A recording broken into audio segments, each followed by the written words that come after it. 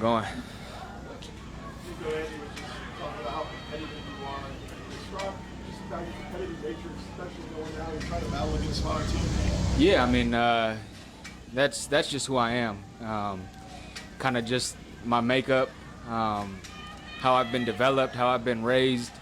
It has always revolved around competition, and the only way to get to this point is to be a competitive guy and to know how to compete and how to bounce back, and yeah, I mean, that's just who I am.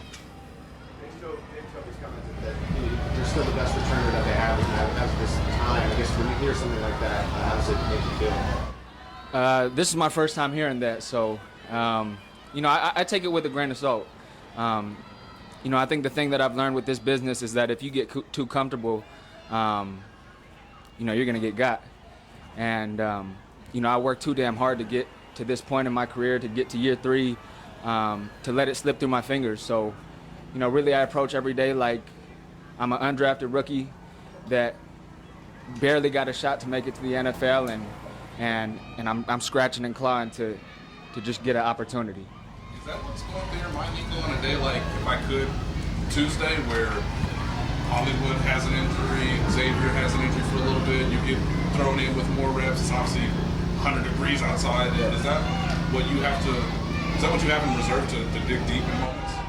Definitely. I think, Coach Reed talks a lot about during training camp, you're going to have to get to a dark place. And that dark place resembles the space in your head that you're going to have to get to in the AFC Championship, in the playoffs, when you're down in the Super Bowl. And, there's a lot that goes into that. And like you said, knowing my story, the journey that it took for me to get here, and I'll never forget that. I'll never forget that. And it's always going to be a driver and a motivator for me. Nico, that day it looked like several times you were coming off the field really struggling. Oh, yeah. Is that sort of what's pushing through the back of your mind? Like, I got to keep going, even if I don't know if you're practicing or what. But. Yeah. I mean, to be honest, there's not a lot going on in my head at that point in time. I'm just, you're kind of just flailing around all over the place. You're drenched in sweat. It's hot. Your skin is stinging because it's hot. And, I think those days, Coach Reed is intentionally trying to see and evaluate if you can still do your job in the most chaotic, frantic of times with the most extreme circumstances. And so that's what I know that's going on in the back of my mind is, can I still score a touchdown? Can I still catch the ball? Can I still square up a punt in the most extreme conditions? Because when we get to the playoffs, when we get to the championship, that pressure is a whole nother level. How hard was it to keep going a couple of those times when you were just barely getting off the field?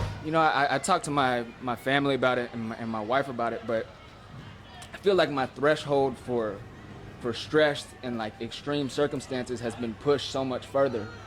And, I kind of compare it to last year where training camp was the epitome of that for me. That was the furthest I had gone up until this point in my career. And, obviously got cut, put on practice squad.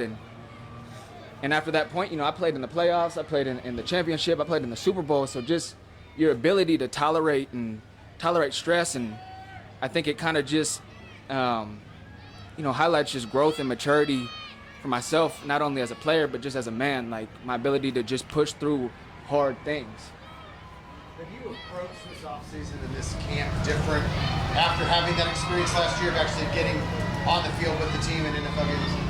I wouldn't say I approach camp any differently. I'd say that there's a little bit more comfortability, just having more familiarity with the offense. I think the last time I spoke to you guys, it was figuring out what Pat wants and how the difference that is from how they install the offense. And now I feel like I'm kind of at the point where, okay, what are my strengths in this offense? How can I find space? How can I manipulate the defense? How can I manipulate the defender within the scheme of the offense and stay on Pat's timing? And I'd say that would be the biggest difference for me in this camp. Were you able to pinpoint that? Were you able to pinpoint all that when you were down in Dallas working out with Pat? Routes on air is a different feeling. It's really hard to emulate that, and the only way to really get that feel is is to be in a competitive, live situation where, you know, you've got everybody out there on the field. You've got the defense moving around, the safety's flowing in the back, you know, all the movement. You need that movement to be able to feel it. Like you said, you're year 3. It's a very young receiver group, and then you got guys like Mac. That I know you were at Fresno State with for a year. What's it like, you know, having Mac there and working with the young guys? Man, it's so awesome. So, Mac actually, when I was at Cal, I think I was like my sophomore, junior year.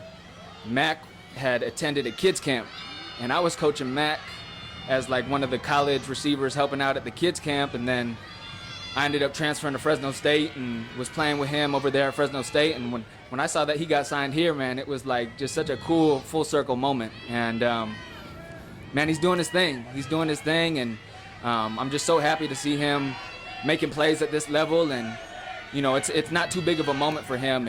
And as somebody who's kind of watched his growth, and you know, from when he was a kid to playing with him as a teammate, and now up here in the NFL, it's really such a cool opportunity. Does it make you feel like a good teacher or just old?